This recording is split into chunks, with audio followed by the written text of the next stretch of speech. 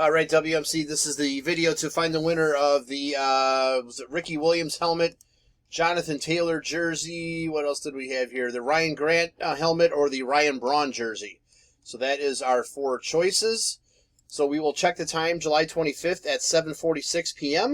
We're going to run over to the Raz and type live. We have July 25th at 7:46 p.m.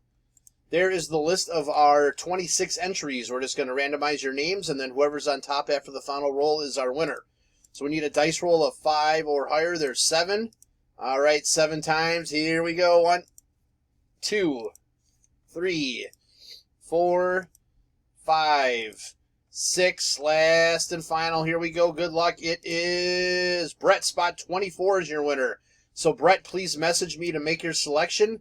There is our verification code, our timestamp once again, July 25th, 7:47 p.m. That's it, guys. Thanks.